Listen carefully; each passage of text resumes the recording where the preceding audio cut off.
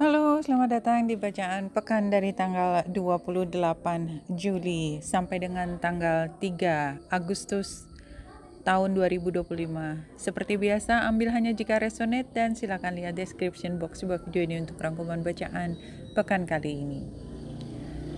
Biasanya saya memang tidak membawa catatan khusus untuk membuka bacaan mingguan. Memang tujuan saya adalah lebih untuk melihat bacaan ini secara spontan. Jadi memang tambahan video itu adalah untuk memperjelas apa yang ada, dan kalau kita lihat dari bacaan kemarin, saya minta maaf kalau suara latar belakang seperti biasa ramai. Saya masih berada di luar dari tempat biasa. Ya. Kenapa perlu bacaan tambahan? Itu karena memang untuk membuat lebih detail lagi, dan kadang-kadang setiap bacaan itu walaupun dari poin yang sama seperti pada pekan yang lalu itu tentang bulan baru di Leo, which is very big moment ya, very important moment, poten juga.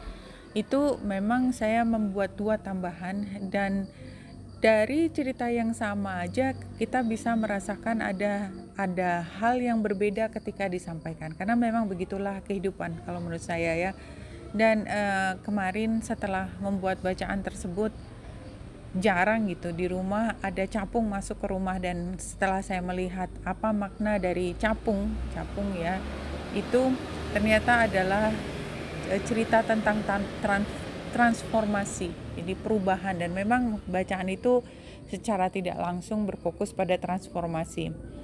Dan transformasi itu adalah tema yang dibawa oleh Pluto, sehingga saya melihat bahwa walaupun titik penting dari setiap tema yang dibawa adalah bulan barunya atau bulan purnamanya, tetapi kadang-kadang tema besarnya itu datang dari transit yang datang bersamaan dengan itu, dan dalam hal ini adalah Pluto.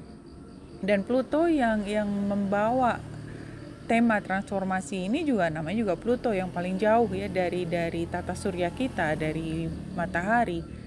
Itu kan sudah terjadi lama, tapi kadang-kadang memang momen penting itu diaktifasi oleh either matahari atau bulan. Itu poin penting dari apa yang akan dibawa saat ini. Dan seperti biasa, saya belum membaca detail apa peran besar, apa hal besar yang akan ada pada pekan ini, dan saya akan membiarkan bacaan itu datang secara spontan, karena informasinya juga datang secara perlahan kepada kita, karena kita juga butuh waktu untuk mencerna selangkah demi selangkah apa yang ada di depan kita, terutama pada periode transformasi ini. Saya akan mulai dari Telema Tarot, 3 kartu past, present, future untuk membuka bacaan kali ini. Ya, Seven of Wands itu menunjukkan bahwa pada saat ini kita memang berada dalam situasi yang tidak stabil. Itu udah pasti, kita harus bertahan, memastikan posisi kita aman. Ada perasaan aman yang terambil sedikit dari kita, tetapi perasaan aman ini ada karena kita sudah pernah mencapai titik tertinggi, kemenangan. Tetapi kemudian kita harus mengetahui bahwa di puncak itu kita bisa melihat ada gunung lain di sekitar kita. Ada hal lain yang perlu untuk kita perhitungkan, yang pada saat kita berjalan menuju puncak yang tempat berada kita sekarang, kita belum bisa melihat. Jadi ini seperti membuka cakrawala baru, dan karena ini berada di kartu The Past, maka sebenarnya cakrawala kita itu sudah mulai membesar sekarang, mulai meluas, tidak hanya fokus pada titik tertentu. Dan saya bisa mengambil apa yang meluas dalam bacaan ini khususnya. Ini setiap orang bisa sangat spesifik, tapi barangkali saya akan memfokuskan pada pandangan kita terhadap spiritualitas, di mana yang kita tadinya berpikir bahwa spiritualitas itu sangat erat kaitannya dengan keagamaan, ternyata bisa lebih dari itu. Ketika kita melihat, mempelajari apa sebenarnya inti dari yang diajarkan oleh agama, kemudian kita memahami bahwa agama lain juga sebenarnya membawa tema yang sama. What is it? Apa yang perlu kita pahami? Misalnya seperti itu. Ini bisa topik yang lain juga. Nah, The present atau pekan ini adalah kita belajar hal tersebut atau kita mengerjakan sesuatu yang real, yang nyata, ya, yang nyata. Pentacles itu yang tangible. Kita ingin lebih memperluas lagi wawasan kita yang sudah kita pahami pada saat ini, sehingga kita sebenarnya dalam misi untuk memperluas cara pandang kita. Nah, the future nih di sini Knight of Sword. Knight of Sword itu energinya adalah ketika kita paham sesuatu dan kita ingin segera mengambil tindakan. Karena kita paham, karena kita pintar, kita sangat efisien terhadap waktu, ya. Knight of Sword sangat efisien. Jadi kalau udah jelas ini begini, kenapa harus ditunda lagi pemecahan masalahnya? But wait, karena ini terbalik, maka sepertinya hal yang tadinya tampak begitu mudah dijelaskan, barangkali kita tetap harus take time untuk mencerna informasi yang sudah kita dapat sekarang. Seperti itu. Jadi masih sejalan dengan pembukaannya tadi. Nah, sekarang kita mulai dari hari Senin. Hari Senin ini kita lihat bulan berada di Virgo dan dia conjunction dengan South Node. Bulan yang conjunction dengan South Node, dan di sini juga kita lihat Mars itu sudah bergerak, yang tadinya conjunction sekarang sudah berbeda sekitar 3-4 derajat. Nah, pada hari Senin yang saya lihat adalah memang karma masa lalu, tuntutan yang ada sejak lama tentang bagaimana kita harus hidup, bagaimana kita mengelola keseharian kita, Virgo ya, mengelola keseharian kita. Apalagi melihat ada titik-titik di mana masih banyak hal yang merugikan buat kita, Marsnya. Itu seperti mengajak kita untuk melihat kembali, mengevaluasi apakah memang keseharian kita sudah sesuai dengan apa yang kita butuhkan. Ya. Karena apa? Karena memang pada hari Senin itu seperti waktu di mana kita melakukan evaluasi terhadap kesehatan kita, terhadap cara kerja kita, terhadap bagaimana kita memandang satu masalah, apakah memang masih relevan dengan apa yang biasa kita pahami, seperti itu. Dan di sini karena ada Mars, energinya yang embodied dengan bulan, terutama di sore hari, maka kita melihat bahwa kita bisa sampai pada kesadaran bahwa something is wrong.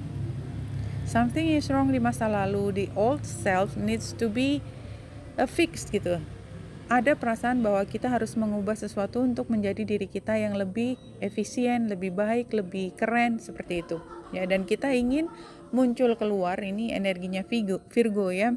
Kita ingin tampil keluar sebagai pihak yang representatif, karena Virgo biasanya sangat memperhatikan detail, sehingga setiap detil dari representasi kita keluar itu kita artikan, it matters gitu. Jadi kalau misalnya saya ingin sekarang maju ke depan bicara di muka umum dan saya menggunakan baju merah gitu ya, maka itu berarti saya menunjukkan bahwa saya berpihak pada satu titik tertentu, merah, entah berani, entah keberanian saya untuk mengekspresikan diri dan lain sebagainya. Tapi itu sangat personal ya. Seperti itu hari Senin. Dan kita lihat di sini juga bulan serta Mars itu menjadi ujung dari Yod, yang Yodnya yang pasti termasuk di situ adalah kakinya Pallas Athena, dan yang satunya adalah either Chiron, Aries atau Ceres. Dan ini kembali lagi, kita sedang bicara tentang masalah keuangan, kita bicara tentang masalah pertemanan, persahabatan, hubungan yang toksik, dan semua ini bagaimana caranya kita bisa memperbaiki hal tersebut, sehingga tidak hanya energi Virgonya tetapi energi-energi dari planet lain itu juga ingin mengingatkan kita untuk kayaknya kita perlu mencari pola baru untuk hidup lebih sehat. Nah, pada hari Selasa ketika bulan sudah melewati Mars, jadi mungkin yang lebih harsh adalah hari Senin.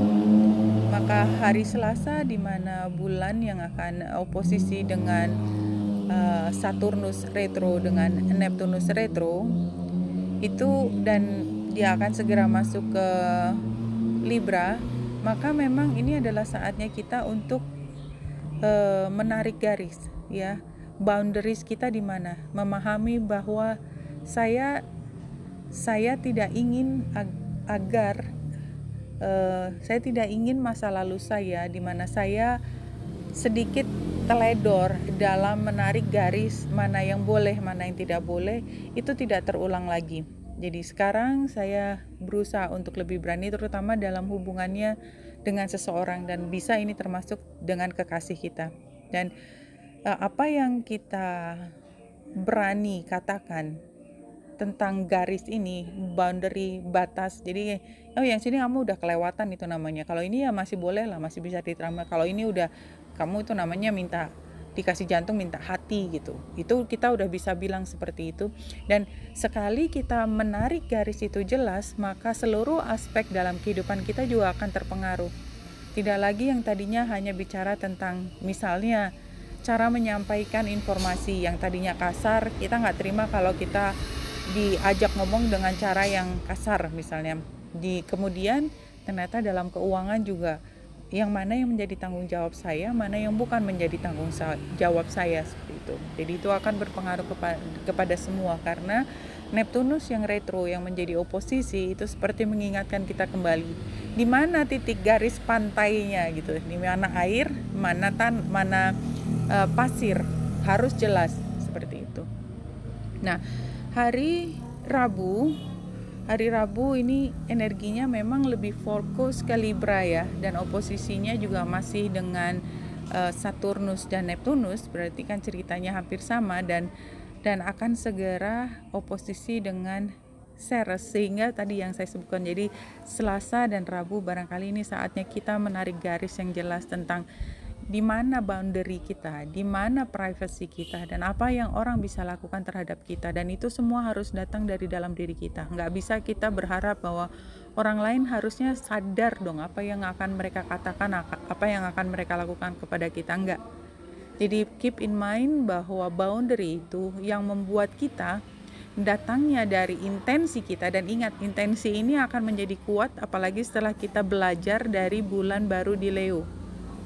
Ini intensi saya ingin berkreasi, saya ingin memastikan pekerjaan saya optimal, bagus, dan saya banggakan. Sehingga saya nggak terima lagi jika ini menjadi bagian dari kesalahannya orang lain gitu. Jadi itu yang boundary itu terutama, dan ini fokusnya memang terhadap orang yang diajak kita bekerja, yang ngajak kita bekerja, atau pasangan kita.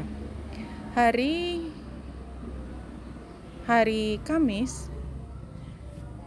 Kamis ini ada energi di mana kita mungkin menemui kesalahan atau ada hal yang urgent tiba-tiba datang kepada kita, hal yang mungkin kita sebenarnya sudah agak bisa lihat kemarin, kita udah bisa antisipasi, but somehow gitu ya, mitigasi apapun yang kita lakukan itu kan hanya bisa dipakai ketika kejadian itu benar-benar di depan kita. Nah, ini termasuk salah satunya.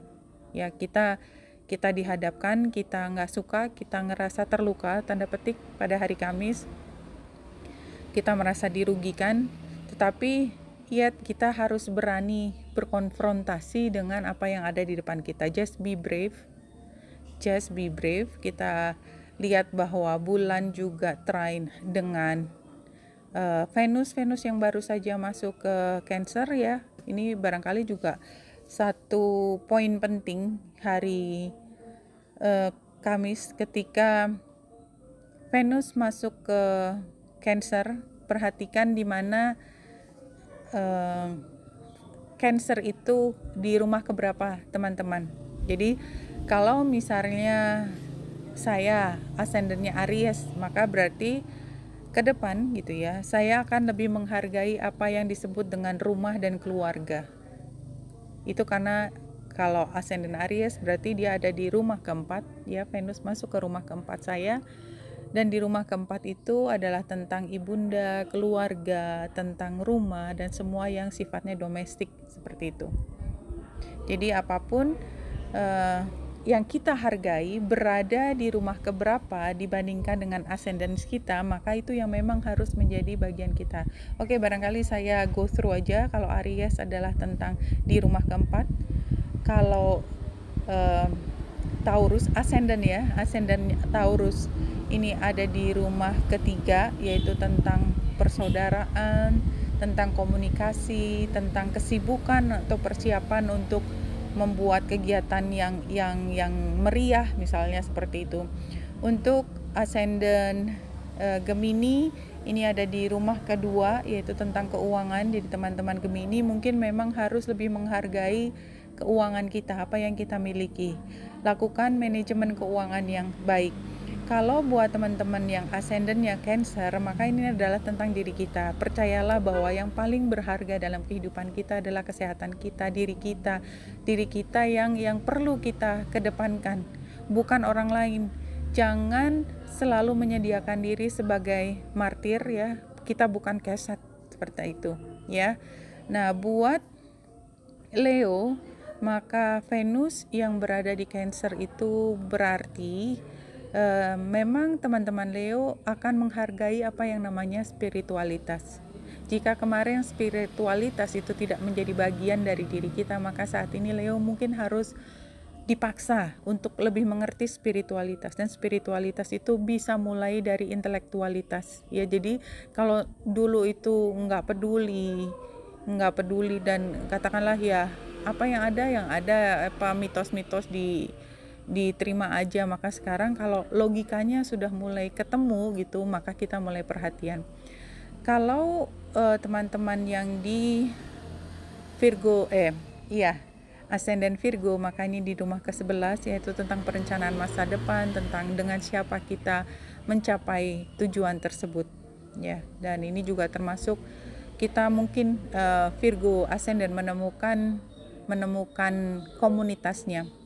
Untuk ascendant Libra, dia ada di rumah ke-10. Ascendant Libra, perhatikan status sosial kita, termasuk apa pekerjaan kita, dengan siapa kita menikah, berada di keluarga mana kita. Itu barangkali memang menjadi poin penting sekarang. Suka atau tidak, latar belakang pendidikan kita, latar belakang pekerjaan kita, it matters.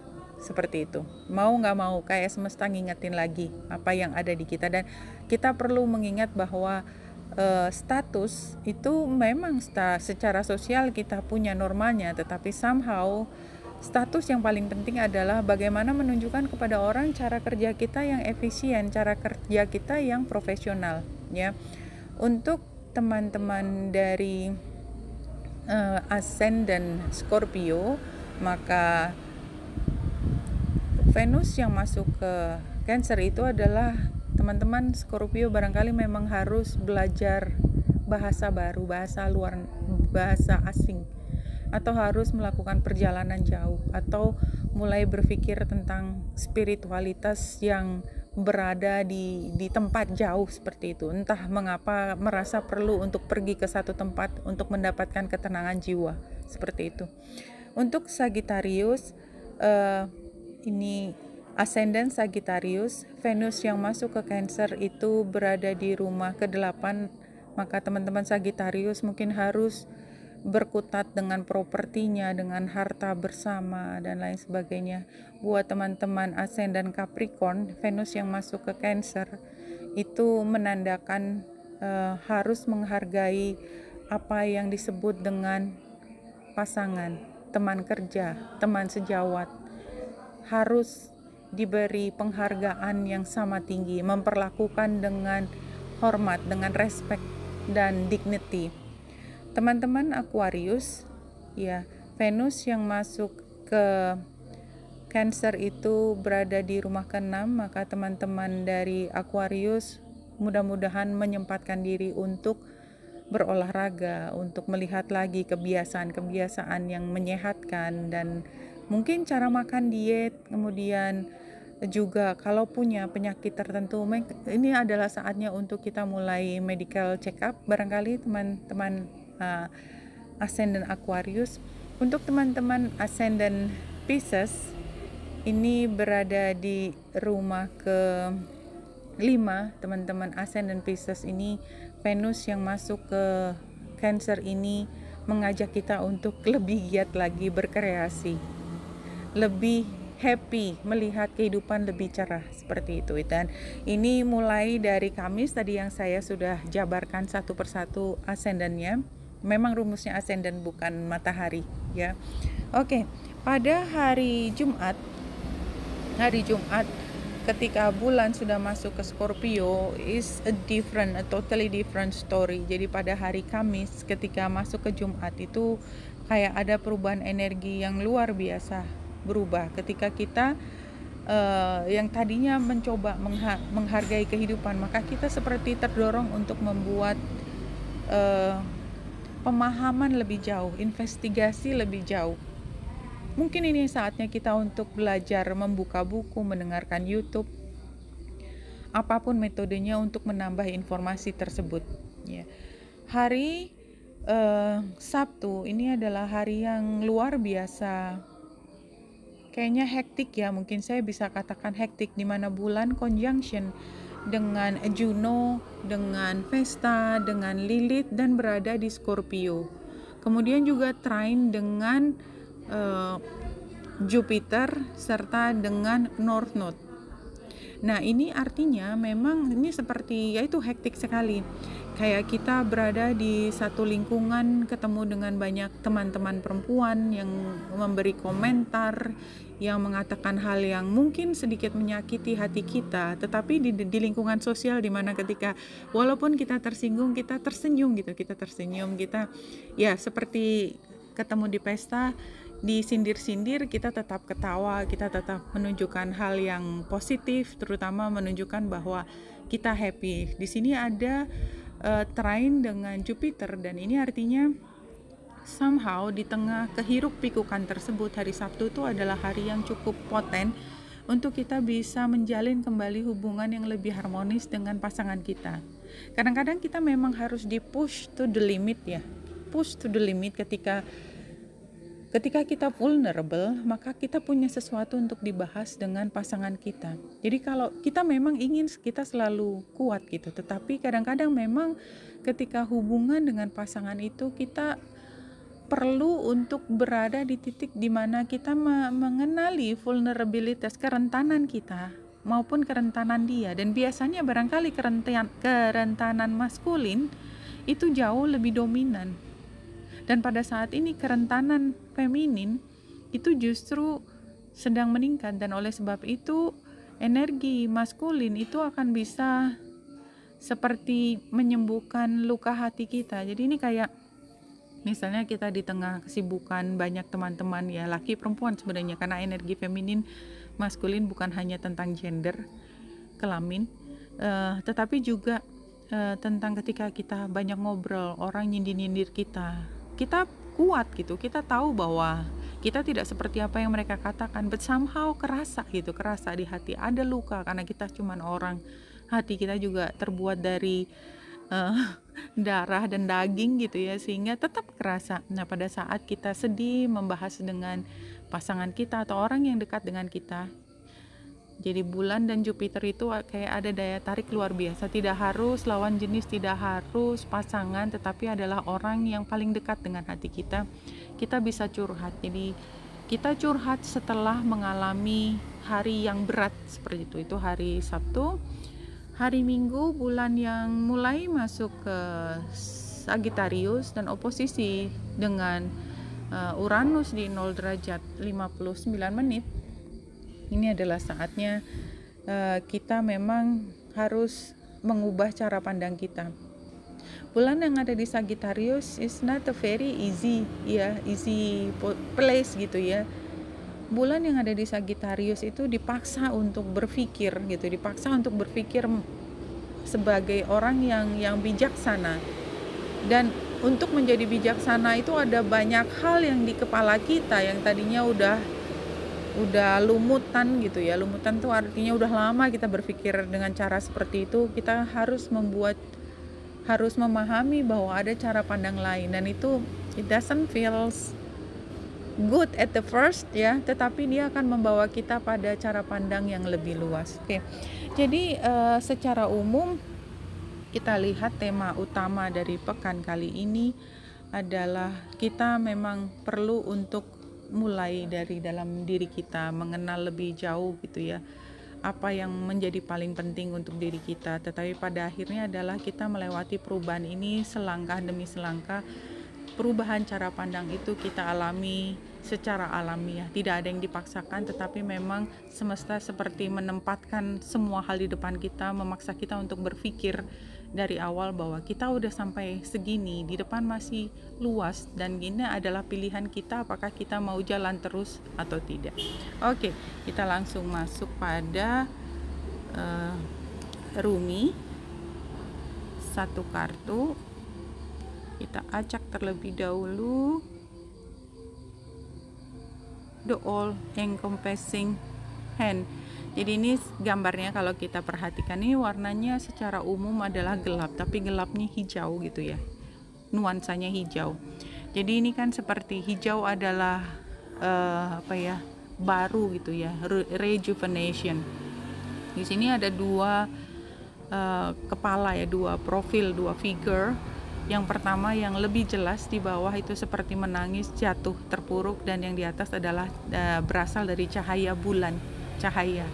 Sehingga ketika kita terjatuh itu selalu ada yang menemani kita dan mengajak kita, memberi kekuatan pada kita untuk kembali menemukan kekuatan batin kita dan berdiri kembali dan mengingat kembali bahwa itu adalah bagian dari perjalanan kita, bagian dari perjuangan kita. Jangan berkecil hati.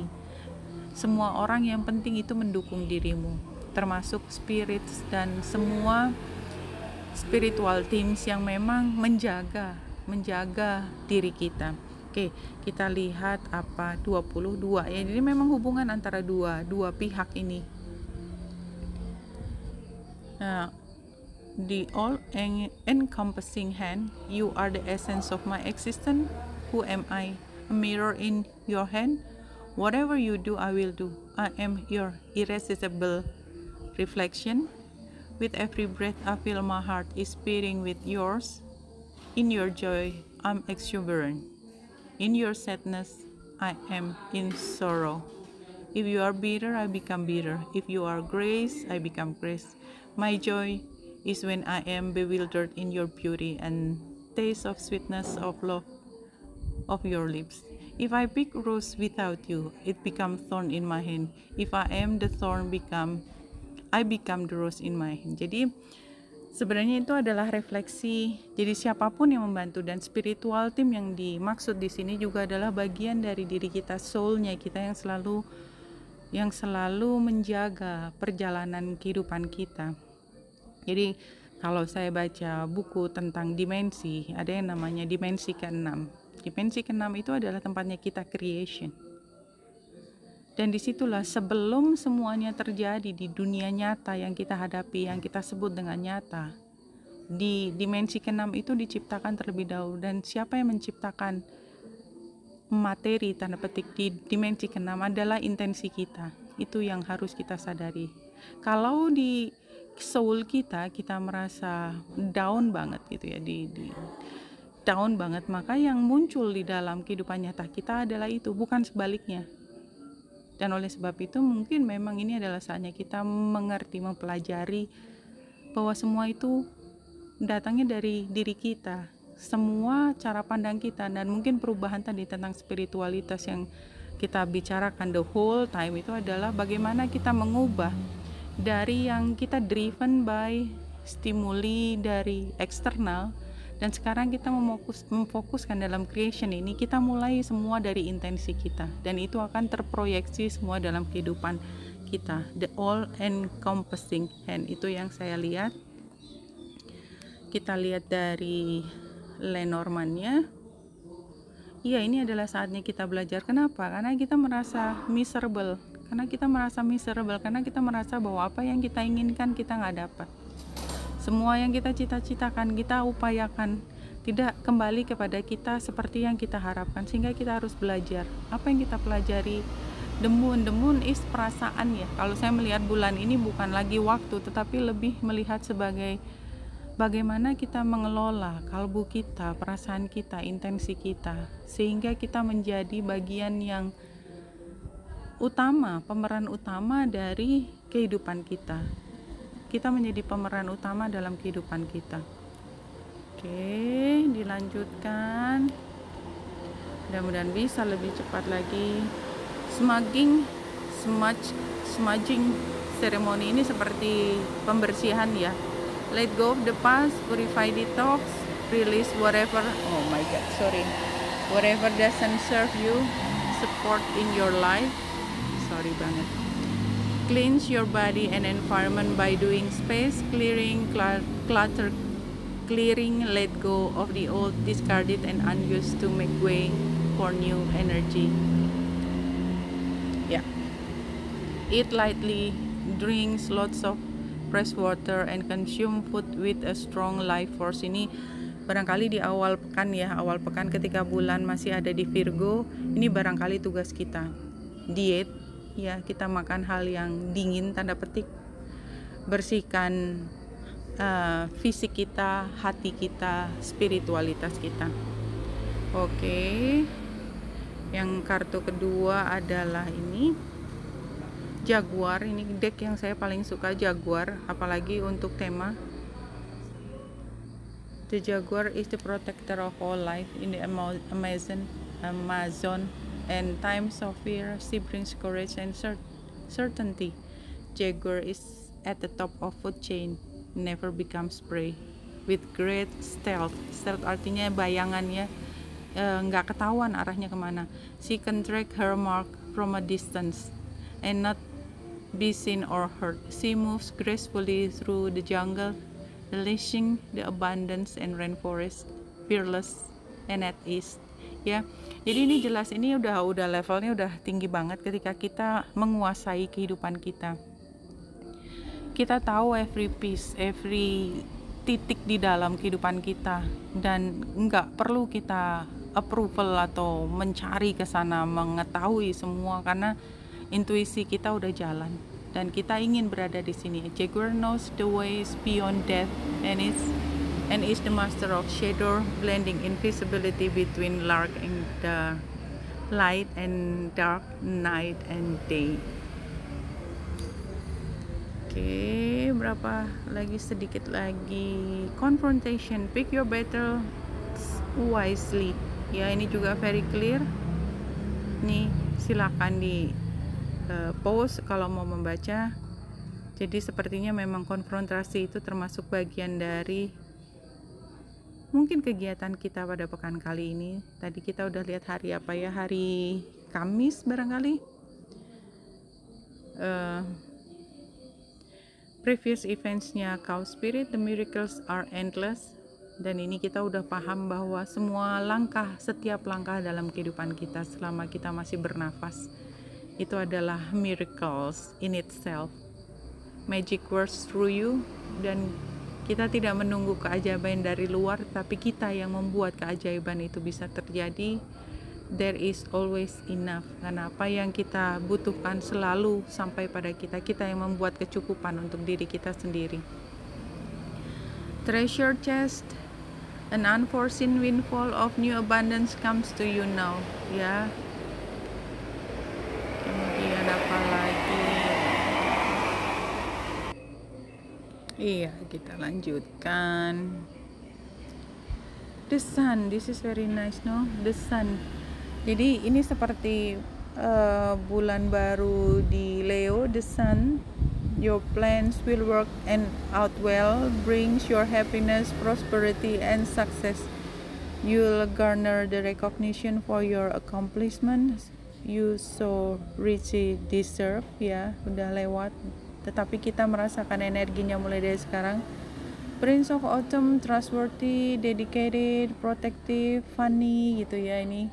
Ini Prince of Pentacles, lihat ada Pentaclesnya. Seahorse, it's important to make a detailed plan. Ini berarti masih rencana ya, before starting any new endeavor. Once you have that plan in place, then you can take immediate action and get as much accomplished as possible.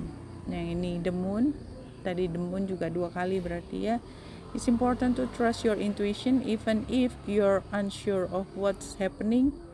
All will be revealed soon, so worry is unnecessary. Jadi ini tadi ada moon 2 kali ya di sini.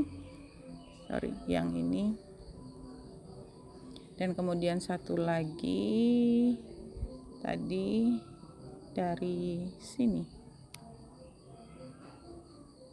ya, dan ini moon, lihat bulannya ada di kakinya dia, di kaki jaguarnya ya. Bulan is very important pada saat ini.